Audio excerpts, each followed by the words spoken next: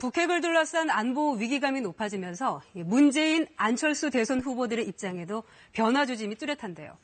사드 배치 결정을 차기 정부에 맡기자던 민주당 문재인 후보는 북한이 핵도발을 계속한다면 사드 배치가 불가피하다며 기존의 사드 배치 신중론에서 크게 변화된 입장을 보였습니다.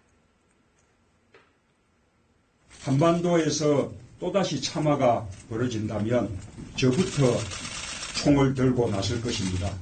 북한이 핵도발을 계속하고 중국이 북한 핵을 억제하지 못한다면 사드 배치가 불가피하게 될 것임을 직시해야 합니다. 사드 배치 여부는 전적으로 북한의 태도와 중국의 노력에 달렸습니다. 국민의당 안철수 후보는 처음에는 사드 배치에 반대했지만 이후에 찬성 쪽으로 입장이 많이 돌아섰는데요. 반면 국민의당은 유일하게 사드 배치 반대를 당론으로 정했었죠. 하지만 북핵 위기론이 불거지면서 당론 재검토를 시작했습니다. 안철수 후보 입장을 존중하는 쪽으로 바뀌는 분위기입니다. 그럼 국민의당 안철수 후보의 입장 들어보시죠. 중국 정부를 설득하겠습니다.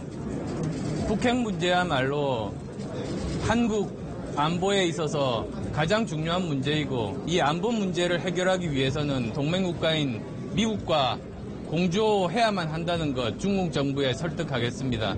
한반도의 불안정은 중국에도 좋지 않습니다. 안보와 경제 문제는 투트랙으로 진행하는 것을 원칙으로 하자는 합의를 이끌어내겠습니다. 하지만 문재인 후보와 국민의당의 입장 변화에 대해서 자유한국당 홍준표 후보는 작심한 듯이 비난을 쏟아냈습니다. 국가대사를 손바닥 뒤엎듯이 말하는 그분들이 대통령의 자격이 있는지 참 의아스럽다라고 지적을 했는데요. 자유한국당 홍준표 후보와 바른정당 유승민 후보의 입장 차례로 들어보시죠.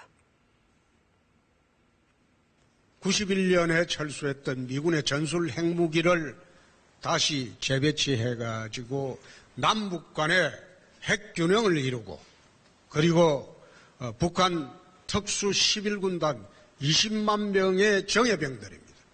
거기에 대응하는 해변 특정사령부를 창설을 해서 국민들이 이제는 북의 핵 공간에 더 이상 넘어가지 않도록 해야 되겠다.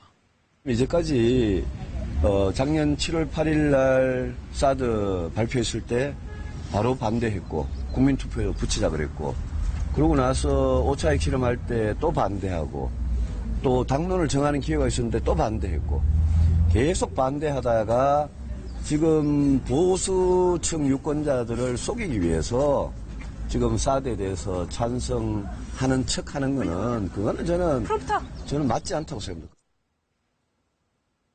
네, 우리 정부와 군의 진화에도 불구하고 꺼지지 않고 있는 이른바 4월 위기설이 이번 대선에는 어떤 영향을 미칠까요? 대선 후보들은 시시각각 민심을 지켜보며 민감하게 반응하고 있습니다.